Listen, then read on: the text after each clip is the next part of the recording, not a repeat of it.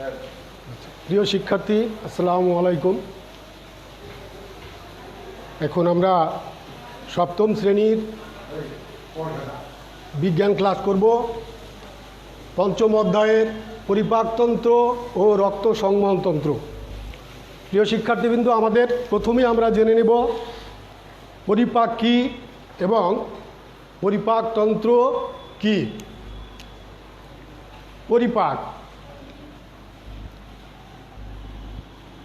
শারীরবৃত্তীয় প্রক্রিয়ায় জটিল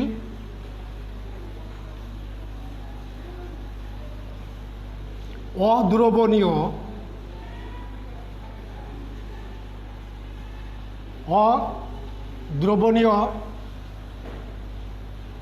খাদ্যবস্তু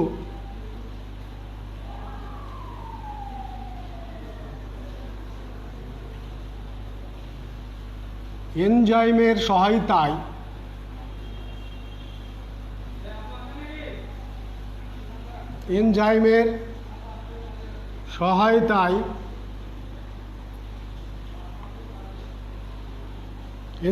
সহায়তায় দেহের গ্রহণ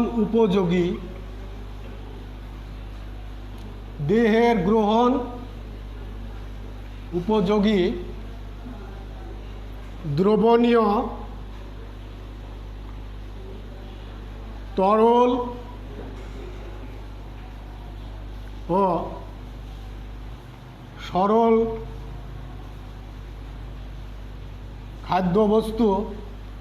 খাদ্য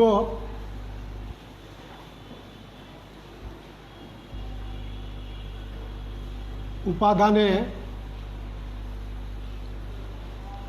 পরিণত হওয়ার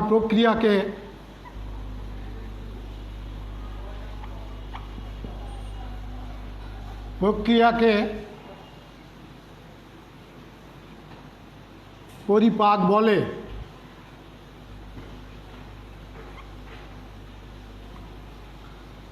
আর যে তন্ত্রের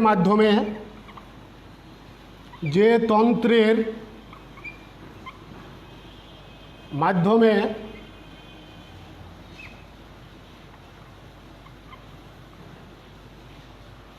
পরিপাক হয়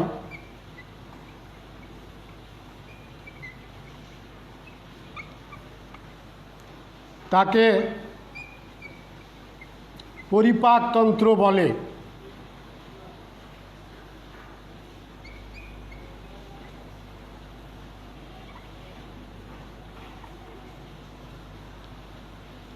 প্রিয় শিক্ষার্থীবৃন্দ, পরিপাক ও পরিপাকতন্ত্র কাকে বলে আমরা জানলাম। শারীরবৃত্তীয় প্রক্রিয়ায় জটিল দ্রবণীয় খাদ্যবস্তু এনজাইমের সহায়তায় দেহের গ্রহণ উপযোগী দ্রবণীয় তরল ও সরল খাদ্য উপাদানে পরিণত হওয়ার যে প্রক্রিয়া, সেটা হলো পরিপাক।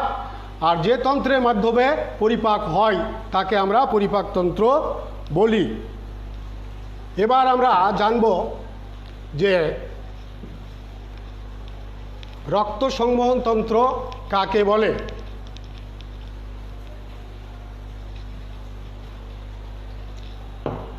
রক্ত সংবহনতন্ত্র কাকে বলে এখন আমরা জানব। যে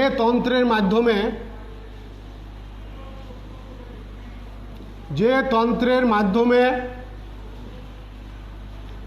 রক্ত সঞ্চালন হয়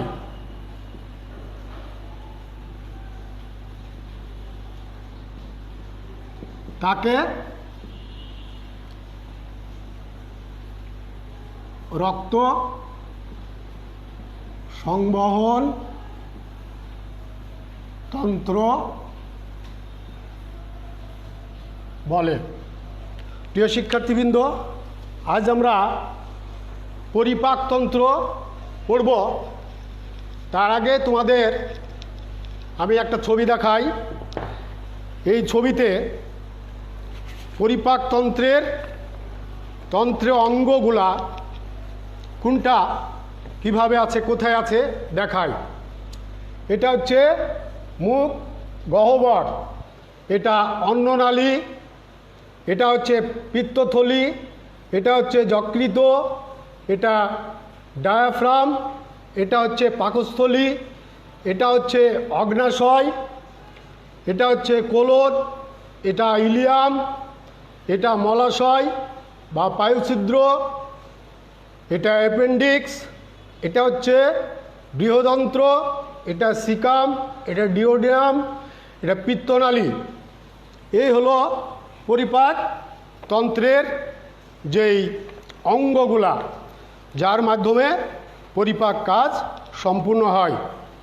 প্রিয় শিক্ষার্থীবৃন্দ, পরিপাক নালী যেই তন্ত্রগুলা, সেই তন্ত্রগুলা এখন আমরা এখানে তন্ত্রের অঙ্গগুলার নাম এখানে আমরা লিখব এবং সংক্ষিপ্ত আলোচনা করব। মুখছিদ্র,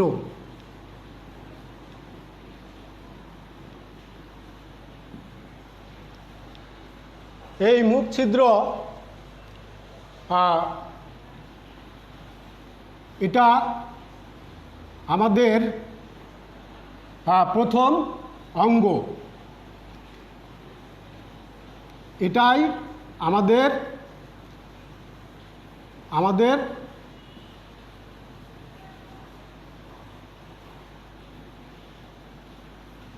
পরিপাক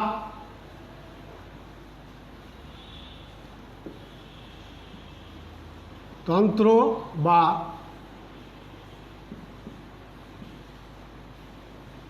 পুষ্টিক তন্ত্রের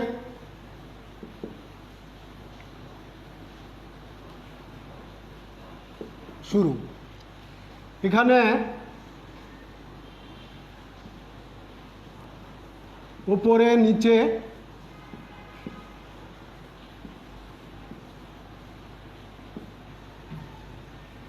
দুটি ঠোঁট,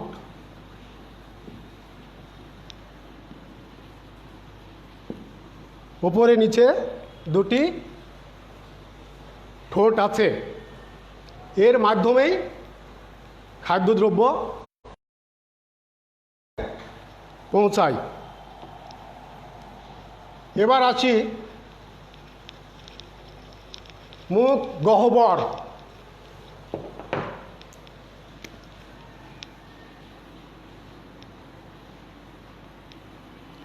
মুখ গহ্বর এটা এখানে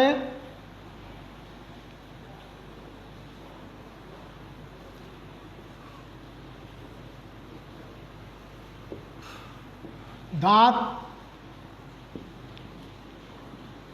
দুটি চোয়াল, তালু,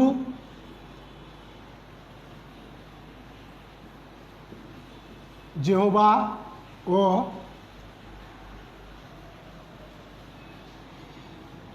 তিন জোড়া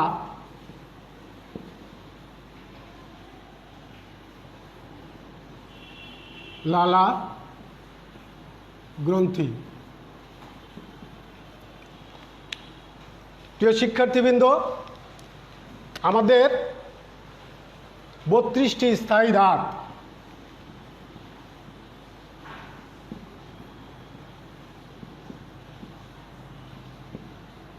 এই দাঁতগুলোকে 4 ভাগে ভাগ করা হয়েছে। এক, কর্তন দাঁত,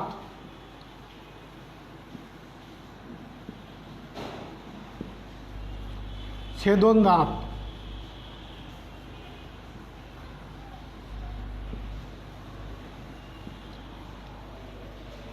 অগ্রপেশন,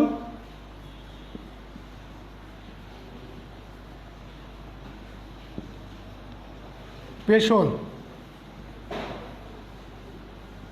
এই 4 ভাগে ভাগ করা হয়েছে। কর্তন দাঁত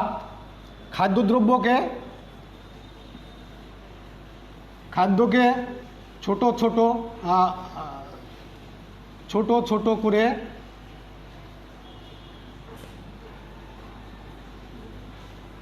করে কাটে। ছেদন দাঁত মাংস ও শক্ত খাবার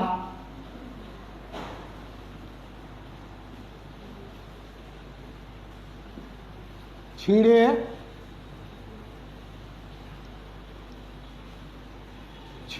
ও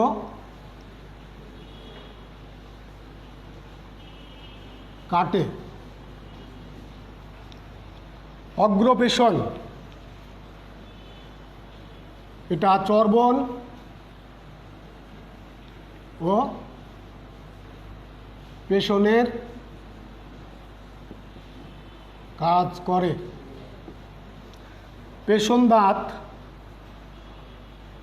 খাবারকে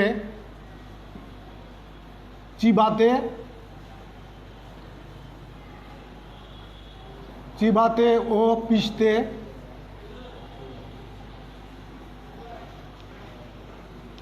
সাহায্য করে। প্রিয় শিক্ষার্থীবৃন্দ, এখন আমরা মুখ গহ্বর পরে গলবিল।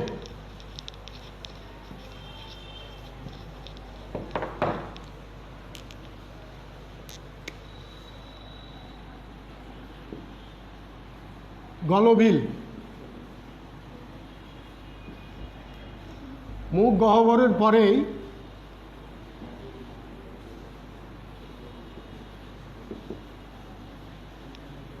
এর অবস্থান।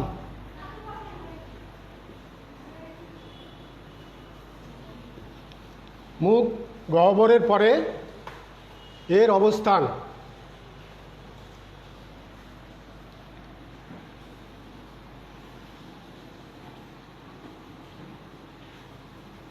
এর মাধ্যমে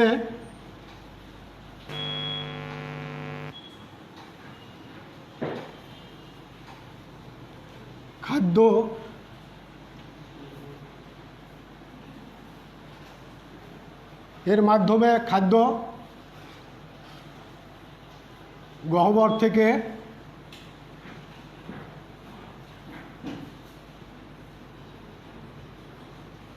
গ্রাসনালীতে পৌঁছে।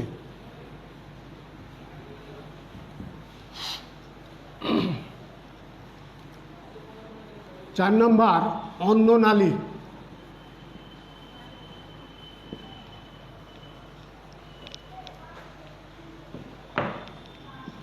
অন্ননালী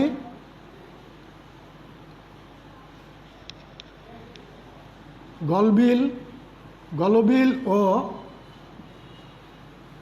পাকস্থলীর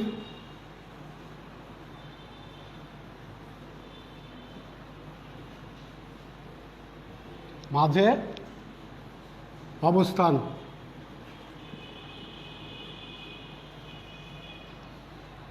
এর মাধ্যমে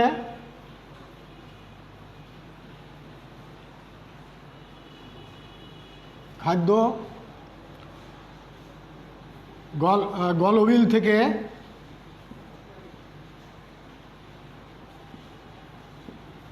পাকস্থলীতে যায়।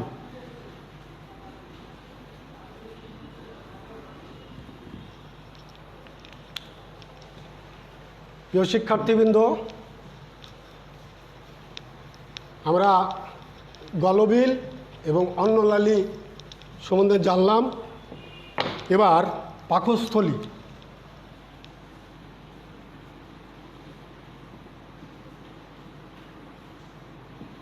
পাকস্থলী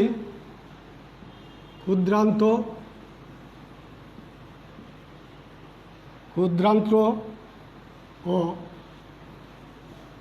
অন্ন নালীর মাঝখানে।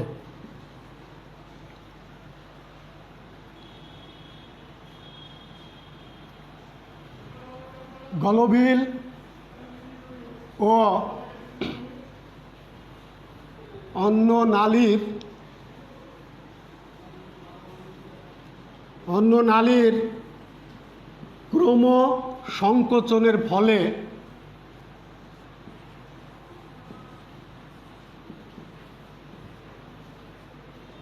খাদ্য পিচ্ছিল হয়ে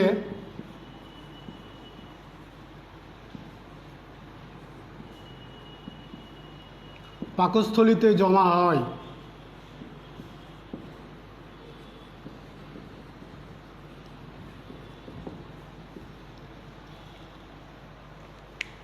এবার ক্ষুদ্রান্ত।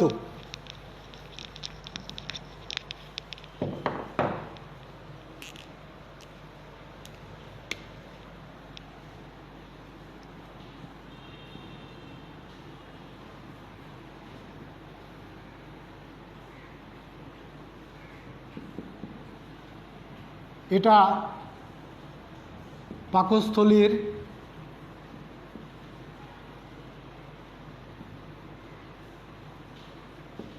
পরেই এর অবস্থান।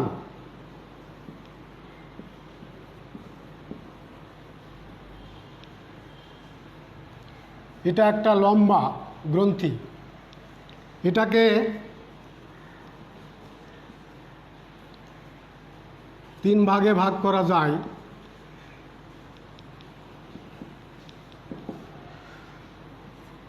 এক ডিওডেনাম,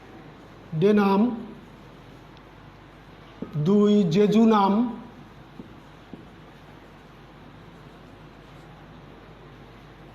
তিন ইলিয়াম।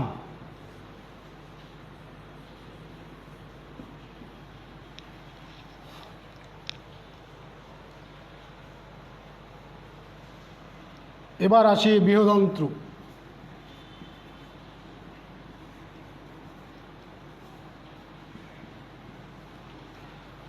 বৃহদন্ত্র ক্ষুদ্রান্তের পরে এর অবস্থান।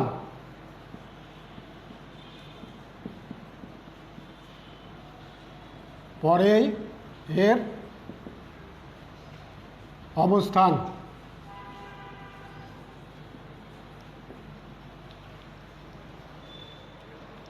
ক্ষুদ্রান্ত ও বৃহদন্ত্রের মাঝখানে একটি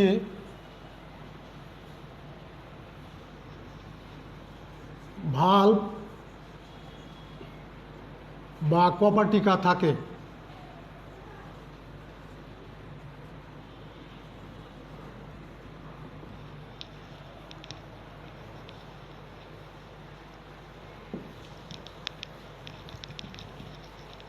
এবার আসি মলদ্বার।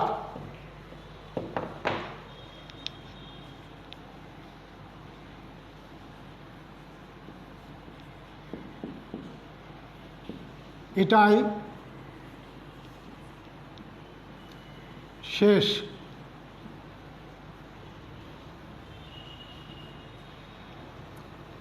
প্রিয় শিক্ষার্থীবৃন্দ, এবার আমরা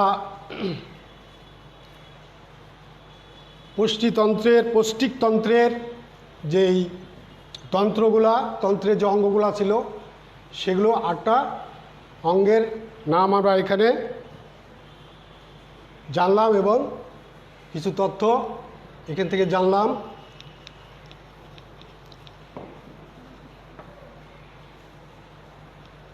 এবার আমরা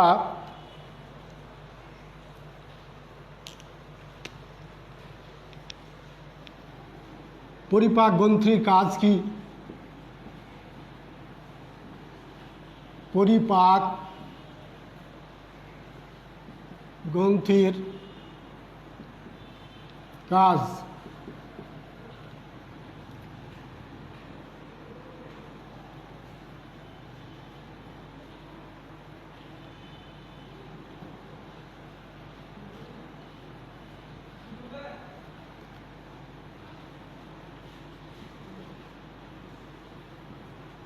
পরিপাক নালী থেকে নিঃসৃত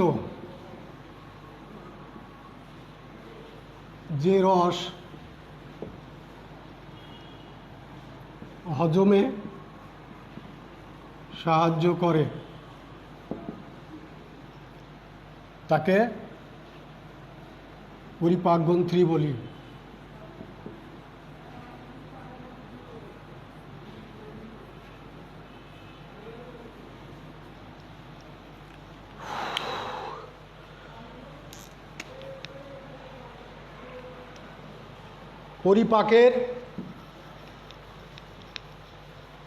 পরিপাক গ্রন্থি তিনটি গ্রন্থির অন্তর্ভুক্ত। পরিপাক গ্রন্থি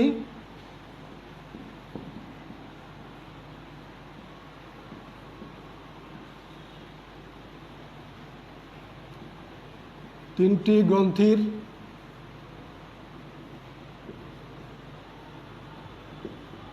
অন্তর্ভুক্ত।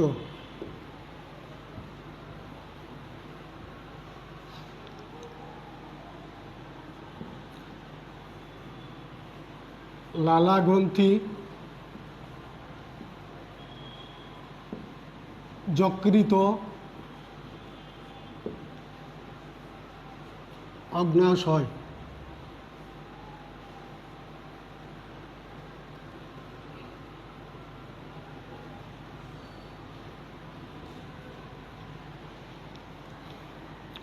লালা গ্রন্থি,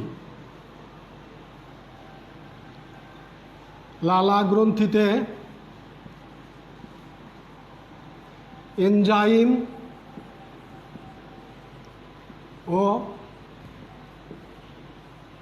পানি থাকে। লালা গ্রন্থিতে এনজাইম ও পানি থাকে। লালা গ্রন্থির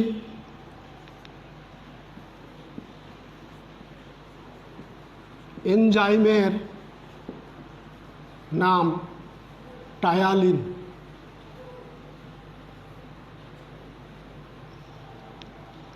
যকৃত, এখানে পিত্তরস তৈরি হয়।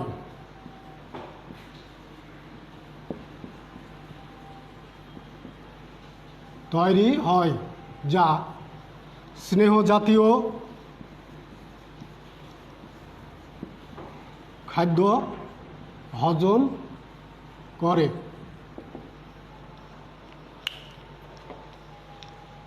অগ্ন্যাশয়,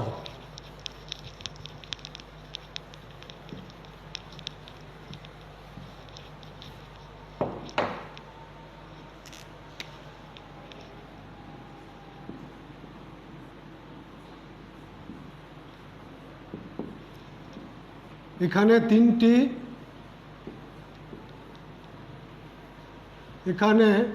তিনটি এনজাইম তৈরি হয়।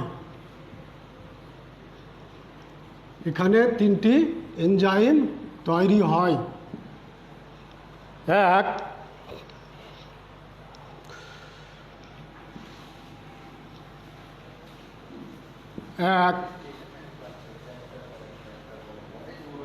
ট্রিপসিন,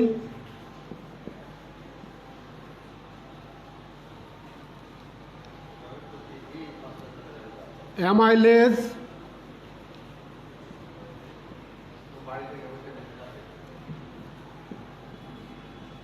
ট্রিপসিন,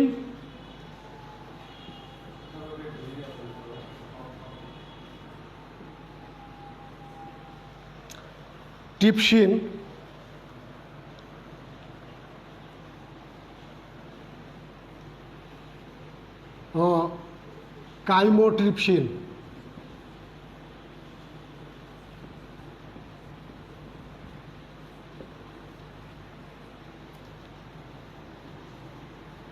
তিন, লাইপেজ।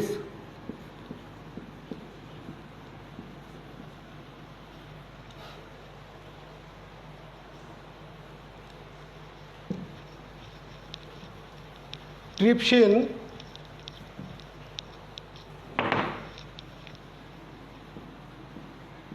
ট্রিপসিন আমিষ জাতীয় খাদ্য হজম করে।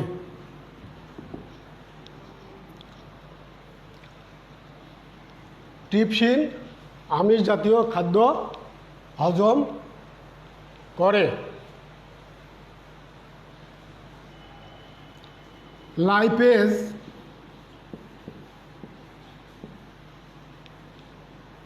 স্নেহ জাতীয়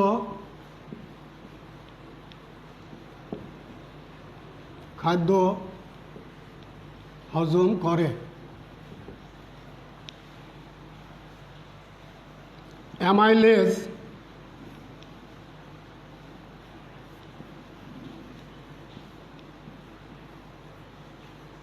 শর্করা জাতীয় খাদ্য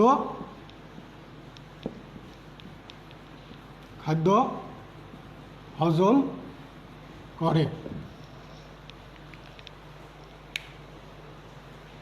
প্রিয় শিক্ষার্থীবৃন্দ, আমরা এ বিষয়ে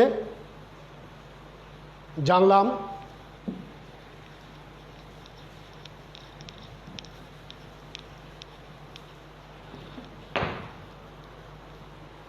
এবার পরিপাকতন্ত্রের যে কয়টি রোগ আক্রান্ত হয়ে আমরা সেই রোগ সম্পর্কে আমি এখানে তুলে ধরি।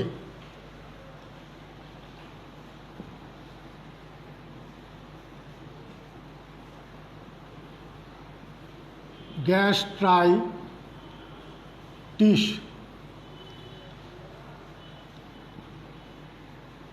2 আমাশয়, 3 কোষ্ঠকাঠিন্য।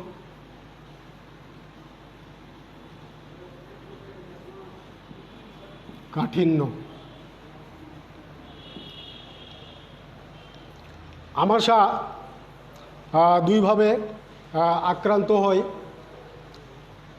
আমাশা দুইভাবে আক্রান্ত হয়।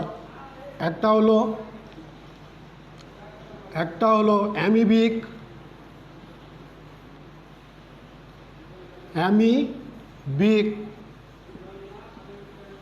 আমাশয়, 2 ব্যাসিলারি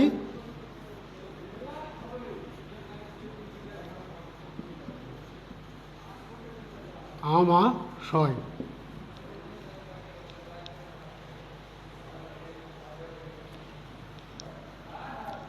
অ্যামিবিক আমাশায় আক্রান্ত হয় অ্যান্টামিবা নামের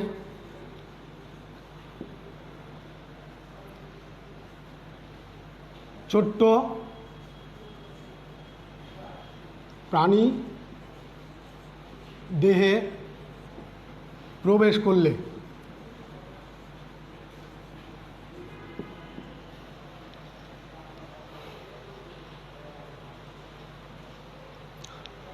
আর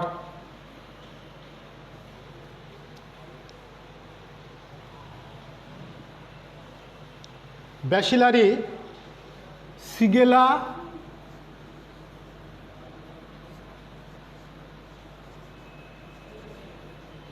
ব্যাকটেরিয়া দ্বারা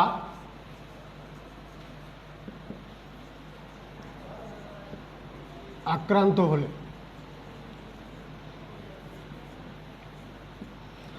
এবং কোষ্ঠকাঠিন্য খাদ্যদ্রব্যের বিভিন্ন সমস্যা এবং ফলমূল এবং শাকসবজি না খেলে এই কোষ্ঠকাঠিন্য রোগে আক্রান্ত হয় মানুষ। প্রিয় শিক্ষার্থীবৃন্দ, আজ আমরা এই পরিপাকতন্ত্র অধ্যায় থেকে আমরা মূল্যবান তথ্যগুলো জানলাম।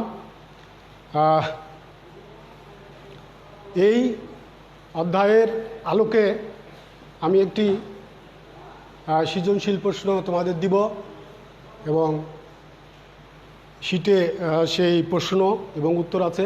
তোমরা বাসায় ভালোভাবে প্র্যাকটিস করবে।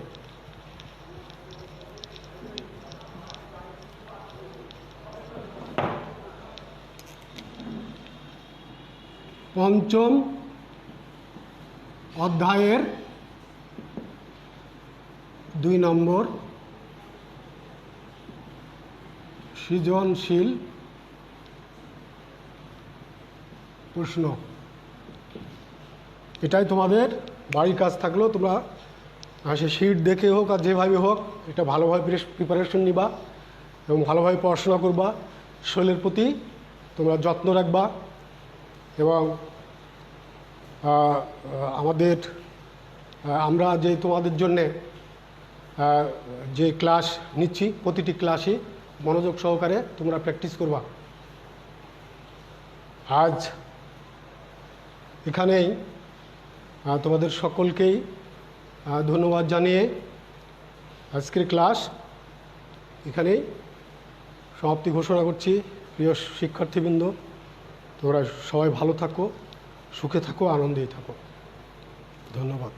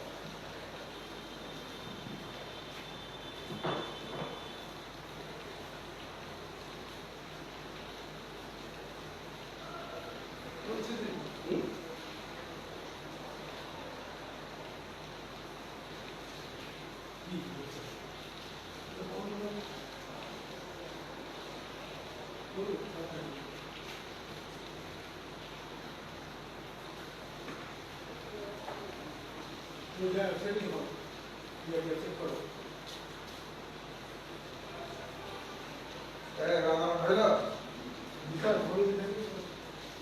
গেল।